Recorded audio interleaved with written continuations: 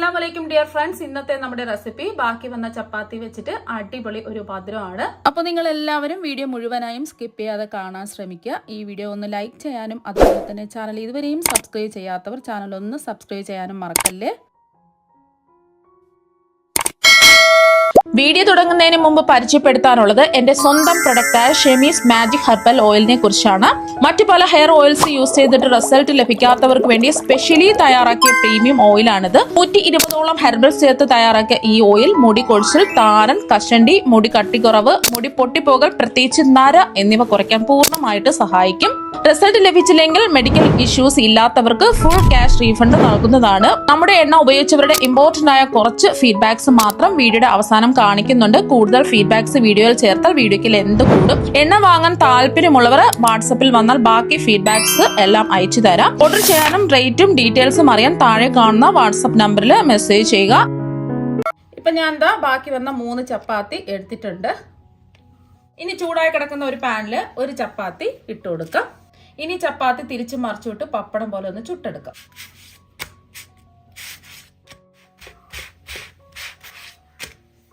Flame medium flame വേണം വെക്കാൻ വേണ്ടിയിട്ട്. ഫ്ലെയിം കൂട്ടിയിടരുത്, എന്നാൽ പിന്നെ ചപ്പാത്തി മുഴുവൻ കരിഞ്ഞു പോവും. ഈ ഒരു രീതിക്ക് വേണം ചുട്ടെടുക്കാൻ. ഇപ്പൊ 3 ചപ്പാത്തിയും ചുട്ടെടുത്തിട്ടുണ്ട്. ഇനി ഇതൊന്ന് പൊടിച്ചെടുക്കാം.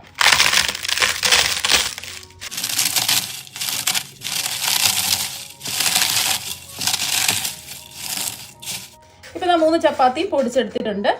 ഇനി പൊടിച്ചെടുത്ത ചപ്പാത്തി മിക്സിയിലെ ചെറിയ ജാറിൽ ഇട്ട് കൊടുക്കാം. ഇനി ഇത് നല്ലതുപോലെ ഒന്ന് പൊടിച്ചെടുക്കാം. ഈ ഒരു രീതിക്ക് വേണം പൊടിച്ചെടുക്കാൻ വേണ്ടിയിട്ട്. ഇനി പൊടിച്ചെടുത്ത ചപ്പാത്തി ഒന്ന് അരിച്ചെടുക്കാം. ചപ്പാത്തിയുടെ ചെറിയ ചെറിയ പീസുകളൊക്കെ ഉണ്ടെങ്കിൽ പോയി കിട്ടുന്നതിന് വേണ്ടിയിട്ടാണ്.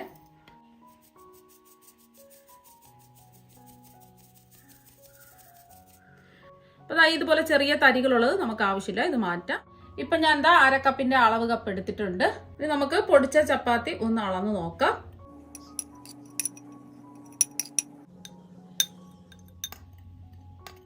ഇപ്പൊ പൊടിച്ചെടുത്ത ചപ്പാത്തി അര കപ്പ് കിട്ടിയിട്ടുണ്ട്. ഇനി പൊടിച്ചെടുത്ത ചപ്പാത്തി ഒരു ബൗളിൽ ഇട്ട് കൊടുക്കാം. ഇനി ഇതിലേക്ക് 4 ടേബിൾ സ്പൂൺ ഗോതമ്പ് പൊടിയും കൂടി ഇട്ട് കൊടുക്കാം. ഇനി രണ്ടും കൂടി ഒന്ന് മിക്സ് ചെയ്തെടുക്കാം. ഇപ്പൊ ഞാൻ നല്ല ചൂടുള്ള പാലാണ് എടുത്തിട്ടുള്ളത്. 1/4 കപ്പ് പാലാണ് എടുത്തിട്ടുള്ളത്. ആദ്യം ഒരു അര കപ്പ് ഒഴിച്ചു കൊടുക്കാം. നോക്കിയിട്ട് വേണമെന്നുണ്ടെങ്കിൽ ബാക്കിയും കൂടി ഒഴിച്ചു കൊടുക്കാം. നല്ലോണം ഒന്ന് മിക്സ് ചെയ്തെടുക്കാം. ഇനി ബാക്കി 1/4 കപ്പ് പാല് മുഴുവൻ ഒഴിക്കണ്ട, കുറച്ച് വീതം ഒഴിച്ചു കൊടുക്കാം.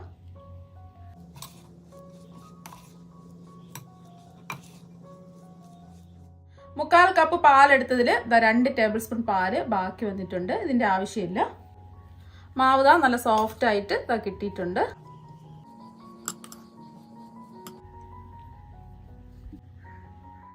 ഇനി ഇതിലേക്ക് 250 ml കപ്പിന് 1/2 കപ്പ് പാൽപ്പൊടി ഇട്ട് കൊടുക്കാം. ഇനി ഇതിലേക്ക് 2 ടേബിൾ സ്പൂൺ നെയ്യ് ഒഴിച്ചു കൊടുക്കാം.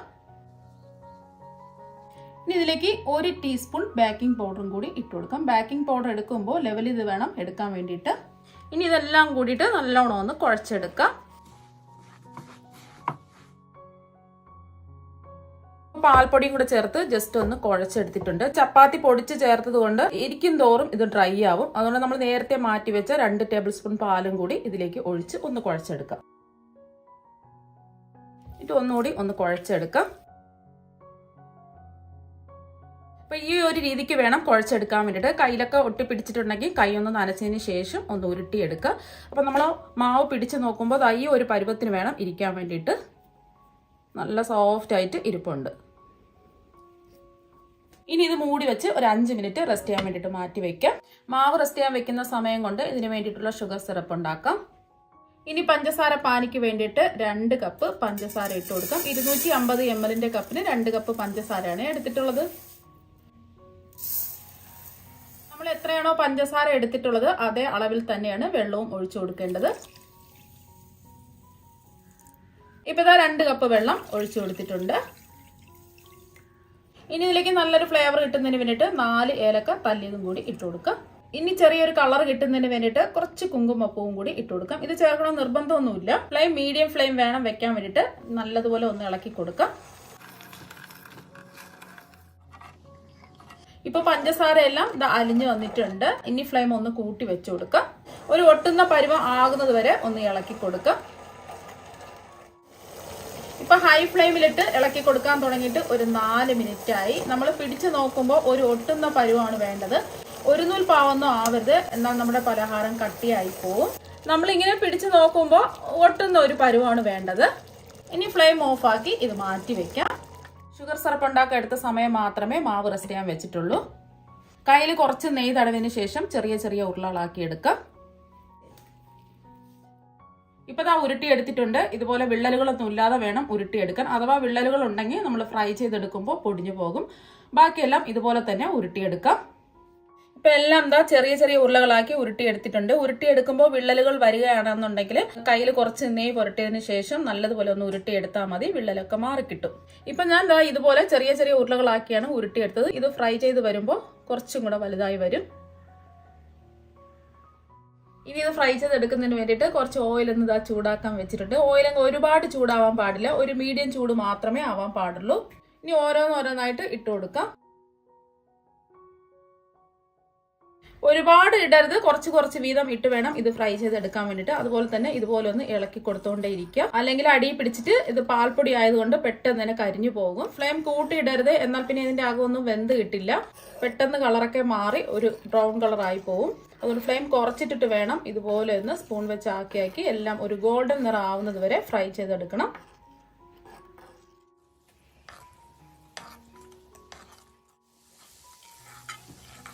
ഇപ്പൊ നല്ലൊരു ഗോൾഡൻ ബ്രൗൺ നിറം ആയിട്ടുണ്ട്. ഇനി എണ്ണയിൽ നിന്ന് കോരി മാറ്റാം.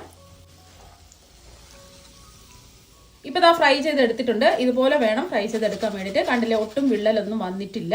അപ്പൊ എന്റെ പാന് കുറച്ച് വലിപ്പം ഉള്ളതുകൊണ്ടാണ് ഇത്രയും ഞാൻ ഇട്ട് ഫ്രൈ ചെയ്തെടുത്തിട്ടുള്ളത്. അപ്പൊ ഓരോ പാനനുസരിച്ചും കുറച്ച് കുറച്ച് വീതം ഇട്ട് ഫ്രൈ ചെയ്തെടുക്കുക. അപ്പൊ ഒരുപാടിട്ട് നമ്മൾ ഫ്രൈ ചെയ്തെടുക്കുകയാണെന്നുണ്ടെങ്കിൽ പൊട്ടിപ്പോവാൻ സാധ്യത ഉണ്ട്. അതുകൊണ്ട് കുറച്ച് കുറച്ച് വീതം ഇട്ട് ഫ്രൈ ചെയ്തെടുക്കുക. ഇതുപോലെ തന്നെ ബാക്കിയിരിക്കുന്നതും ഫ്രൈ ചെയ്തെടുക്കാം.